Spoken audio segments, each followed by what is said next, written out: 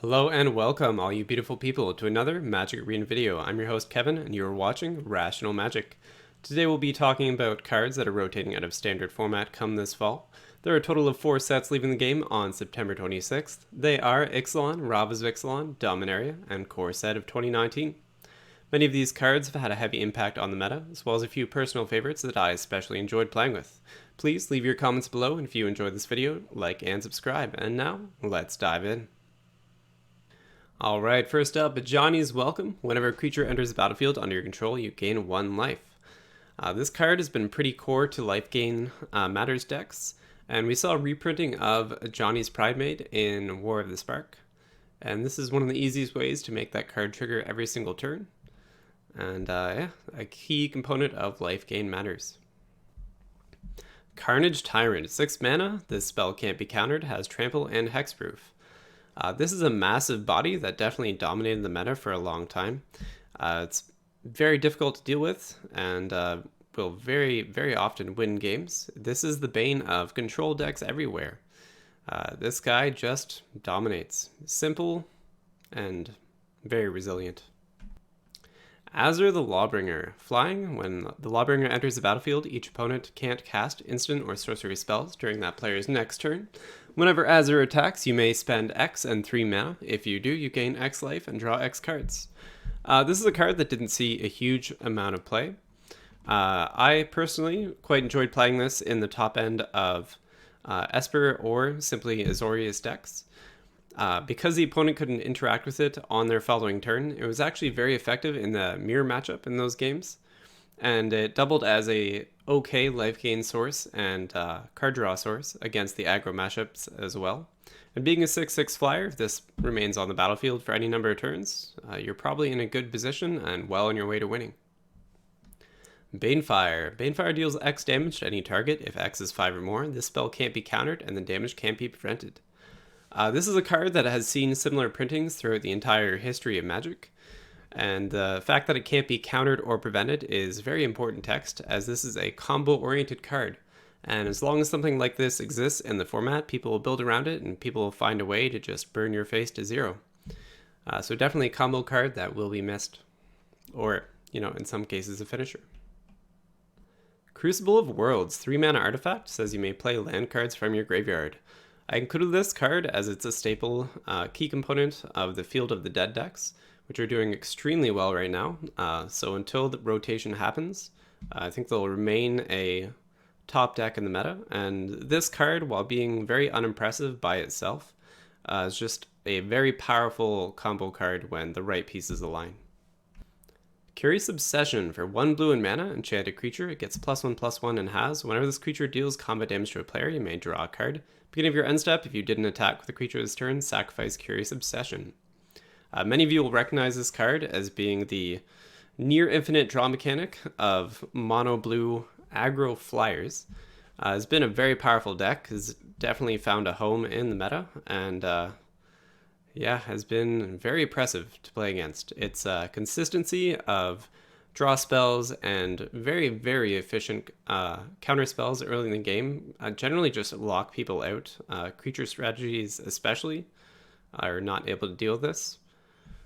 Great card, and definitely is a core of that deck.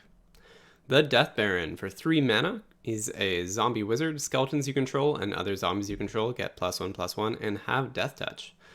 This is a card that was never on top of the meta, but definitely was one of my favorite cards to play from M19. He has some really cool synergies with a lot of the commons in the format, making them a lot better. Like Skeleton Archer, who pings for 1 damage, and gaining Death Touch becomes a very efficient body, and actually outperforms Chupacabra, who has been an excellent card for a very long time. This is just a really cool tribal card that is a lot of fun to play, and the Death Touch makes for some interesting synergies. Field of Ruin. Tap for 1 colorless mana, or spend 2 and tap, sacrifice Field of Ruin, destroy target non-basic land an opponent controls. Each player searches their library for a basic land card, puts it onto the battlefield, and then shuffles their library. Field of Ruin is the perfect tech card for destroying those really annoying lands that your opponents have. This was specifically printed to counter the transform lands that had very, very powerful dual effects like Search for Azcanta or Treasure Map, and there were definitely others that this is worth playing for. It's very nice having something like this around in the format, just because there are very few options for targeting lands. This is something you can run in any deck just to help stabilize the field and have a diversity of answers for non-basic lands that are maybe a little bit too powerful or too efficient. Something I would like to see in most formats, unless of course they print an excessive amount of land destruction, in which case please don't play against me. Galta, Primal Hunger. For 12 mana, a 12/12 trample that says this spell costs X less to cast, where X is the total power of creatures you control.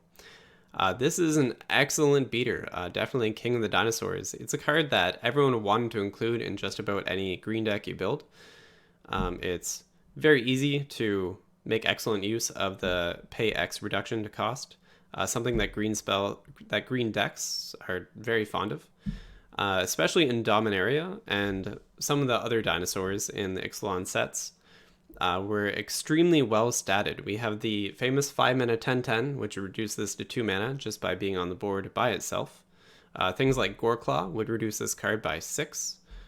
And of course, we had Steelleaf Champion, 5/4, reduces this by 5 mana, which is pretty insane. Man, this is just excellent. Just an excellent card. It's really hard to understate how simple and powerful this card has been. And I think it's definitely a fan favorite for a lot of people. Goblin Chain Whirler. For 3 red mana, you get a first strike creature that says, when Goblin Chain Whirler enters the battlefield, it deals 1 damage to each opponent and each creature and planeswalker they control. Has 3/3 in stats. This is an infamously powerful mono red creature. The first strike makes it very effective in combat. The 1 damage will take out any amount of tokens on the battlefield, and very often will also clear 1 loyalty planeswalkers that are left over on the battlefield. And it even gets you that much closer to lethal damage, which is exactly what mono red is trying to pull off. This card is a little bit problematic in a format just because it shuts down token strategies so hard, and that's actually a large portion of Magic. There's rarely a format where token decks aren't trying to be successful, and this kind of shut them all down, and they never had legs, especially because mono red was so powerful, and this is an all-star in that deck. Helm of the Host. For 4 mana, you have a legendary artifact that says, at the beginning of combat on your turn, create a token that's a copy of equipped creature, except that token is not legendary if equipped creature is legendary. That token gains haste, and 5 mana to equip. This is a super fun card that definitely resonated with a lot of people. It's actually done by one of my favorite artists of MTG, and you might have recognized on my channel. There's a lot of that work being represented. And while this card is very slow, it was definitely something that people enjoyed building around just for the potential power of the card and the flavor. It's fun jank, it's super slow, and it was very cool to experiment with. Heroic Reinforcements. For 4 mana at sorcery speed, create 2 1/1 white soldier creature tokens. Till end of turn, creatures you control get +1/+1 and gain haste. This card was an inclusion in just about every go wide Boros creature strategy. Definitely gave you that little bit of extra damage to close out games, which otherwise those decks would have a very difficult time doing. And yeah, it's just a very powerful, very efficient card that does exactly what you need to close out a go wide creature strategy. Hostagetaker. For 4 mana, when this card enters the battlefield, exile another target creature or artifact until the Hostagetaker leaves the battlefield. You may cast that card as long as it remains exiled, and you may spend mana as though it were mana of any color to cast this spell. So, Hostagetaker was one of the few very powerful pirates that saw a lot of play in Esper and Dimir Control. It was often a sideboard card that you'd tech in against mid-range and creature-heavy strategies. It kind of performs as a better Chupacabra, as you're able to get more value by replaying that card, although it can backfire if you're trying to target things that have enter the battlefield effects. They can end up triggering twice. It's especially powerful later in the game when you can play and cast the thing you're stealing in the same turn. Super high ceiling card, can backfire, but overall a very powerful and very effective card. Dragon Skull's Summit. This is here to represent all of the Czech lands as a whole. They're a very competitive dual land that have become very standard in competitive formats, including Modern, and just one of the best duels that you can hope for. Cards like this, unfortunately, skyrocket the value, the paper money value of dual lands. I really wish that Wizards would print things like this at the common level, just to promote more interesting deck building and making those sort of things more accessible. It's not something we have to deal with as much in Arena with the inflation of cards. However, you only have so many gold wild cards to craft, and everyone really needs these to build a diversity of decks, and it would be great if we had larger access to them. Ixalan's Binding for 4 mana. It's an enchantment. When it enters the battlefield, exile target non-land permanent and opponent controls until Ixalan's Binding leaves the battlefield. Your opponents can't cast spells with the same name as the exiled card. This is an extremely powerful effect that can lock key cards of your opponents out of the game. It's definitely highlighted strongly in a lot of competitive play. We actually reached this strange place where in the mirror matchup, whoever played the first Ixalan's Binding would generally lose because the opponent can exile the other player's most key removal spell. Then they're basically open to do anything they want. It's it's a very powerful lockdown effect. It has a vulnerability of being an enchantment, and we definitely saw a lot of enchantment answers and removal floating around, which is pretty nice. But always a very powerful card. And the fact that it can hit permanents is super strong and very flexible. Jade Ranger for 3 mana. When it enters the battlefield, it explores and then it explores again. This is definitely one of the more powerful explore cards we saw enter the format. It's become apparent that Wizards of the Coast is trying to come up with as many scry or similar to scry effects as they're able, simply to reduce the RNG nature of the game, which I think is a positive direction for Magic. But we definitely see times when it gets a little bit too strong. The Explorer mechanic, which allowed you to not only filter through your deck, but draw extra lands basically for free, kind of push the limit of the efficiency of a card in general, of creatures in general. And if you ever played this on turn 3 after getting down the Wild Growth Walker, it was a very high tempo play, and it was one of the few hard counters to mono red burn if they weren't able to kill the Branch Walker on the first turn. And yeah, this card's efficiency and ability to allow you to filter and draw extra lands kind of makes it good enough to be in nearly any heavy green deck in across formats. I would recommend putting this card in a commander deck. Modern, it would definitely be a little bit too slow of a strategy. Just a great card, and its price definitely reflected that. Kamal's Druidic Vow. For X mana and 2 green, you have a legendary sorcery that says, look at the top X cards of your library. You may put any number of land or legendary permanent cards with CMC X or less from among them onto the battlefield. Put the rest into your graveyard. So the legendary sorceries were printed in Dominaria, and they have the clause that you have to control a permanent a legendary permanent in order to play them. And those cards were kind of a flop when they were printed. They weren't consistent enough to be played in serious decks, and too often ended up being dead draws unless you were already in a winning, had a winning board state going on for you.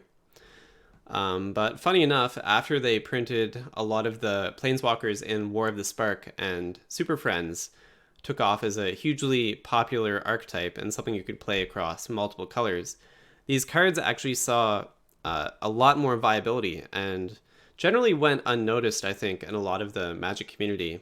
This, along with Jaya's Immolating Inferno and even Yawgmoth's Vile Offering, are actually incredibly viable in a Super Friends style of deck. And if anyone just wants to have a lot of fun experimenting, I recommend trying that out before rotation happens, because this is a super powerful effect, and man is it fun to play. Karn, the Scion of Ursa, for 4 colorless mana.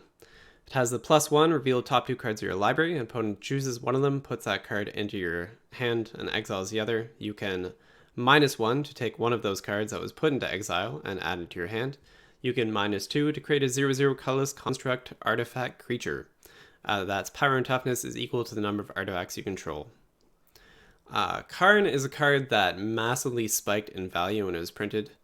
I actually was fortunate enough to pull a foil version of this card in paper draft, and I sold that card for $110 and promptly built a completely different deck. This card was somewhat overvalued, and it fit in a lot of decks just because it had the convenience of being card draw alongside a win condition. It was especially seen a lot in Nexus of Fate decks, where they just needed to win the game with some kind of passive effect as they were going through their infinite turn combo. It has very similar abilities to a lot of planeswalkers in the game, of being +1 card advantage, and then minus you have a slow incremental advantage that will eventually win you the game. And it just fit that niche of what a control deck wanted. Even though there are plenty of options for planeswalkers in those sort of decks, this one just happened to be powerful enough. Legion Lieutenant, for 2 mana, other vampires you control get +1/+1, and it is a 2/2. I included this card sort of as a representation of all the different tribes that were printed in Ixalan. There's a card that is almost a carbon copy of this for Merfolk. Dinosaurs did not see a card exactly like this. They actually had a few more powerful options that allowed them to ramp and discount their own creatures. This sort of card is something that you want to see a critical mass of when you're trying to build any tribal oriented deck. You want 3 or 4 effects that give your creatures ++ to stats just so that you can overwhelm your opponent. It's kind of a boring strategy, but when you see something like this, it's definitely going to enable that creature type to do well, for sure. Legion's Landing, for 1 white, when it enters the battlefield, create a 1/1 white vampire creature token with lifelink. When you attack with 3 or more creatures, you get to transform Legion's Landing. And the transformed side of the effect lets you spend 3 mana to create another 1/1 token with lifelink, and also, of course, taps for a land. This is one of the transformed lands that was printed in the format, and most of them were very strong. This one was especially impactful on the format, not because it creates tokens efficiently, but because it gives the go wide strategy sort of decks legs in the late game. If your opponent hits a board wipe, which they probably will, and were very common, this lets you refill the board and spend those extra resources later in the game instead of floating mana. Lightning Strike, very simple, for 2 mana, deals 3 damage to any target. There are actually 2 printings of Lightning Strike that are rotating out of the format. This by itself is not that impressive, but what happens when you see too many deal damage effects in any format and they reach critical mass, red burn becomes very effective. This, in combination with the sheer amount of card draw in red, is what gave rise to the red go face strategy, which is been a thing for a very, very long time in Magic. And yeah, I'll be pretty happy about seeing this go. I think Shock is a nice replacement for burn effects that doesn't let red reach this mass of, I'm going to burn down your face, and you will not really interact with what my deck is doing. Lyra Dawnbringer, the 5-mana legendary creature angel, which has flying, first strike, and lifelink, and says other angels you control get +1/+1 and have lifelink. This is an insanely efficient card. A 5/5 flyer with so much text is very rarely seen in the game. It's very commonly played in the top end of mid-range or control decks, just to play as a win condition. It was super popular because it shut down mono red burn, which was so prevalent in the format. If it hits a battlefield and stays there, usually the 5 toughness is enough that it won't be able to be burned down in red, and the first strike means they don't even have the hope of killing it through combat tricks. It'll stabilize the game for you and just accelerate your life total, and 5/5 wins fast, especially when it has so much going for it. Masterminds Acquisition. For 4 mana, you get to choose one, search your library for a card, put it into your hand, then shuffle your library, or choose a card you own from outside the game, aka your sideboard, and put it into your hand. This is a card that saw a lot of play. It's powerful in combo decks for pulling the pieces that you need to finish off your strategy. And it's also really great in best of one formats when you can sideboard a whole bunch of tech cards or very specific answers and then pick and choose what you need in the format. I don't think this card was super competitive, as it is a very slow effect, but definitely something that people love to play. This is very popular in all sorts of strange Jack decks because it's great. It's searching through the sideboard is really satisfying, and it fits into a lot of weird niche decks that were fun to experiment with. Merfolk Trickster. For 2 blue mana, you get a 2/2 creature with flash that says when it enters the battlefield, tap target creature an opponent controls, and it loses all abilities until the end of turn. This is a very efficient card with a lot going for it. It's been popular in mono blue flyers, mono blue aggro actually, just as a way to shut down your opponent's creatures, sometimes get in a really nice block, or just leave the field open for attacks. It's also pretty good in the Simic Flash decks, which have gained a lot of popularity recently. And yeah, it has great text. It keeps opponents' creatures' decks down, and is a nice wrench to throw into players' strategies. It acts like a combat trick with a creature attached to it for not much mana at all, and just an excellent card.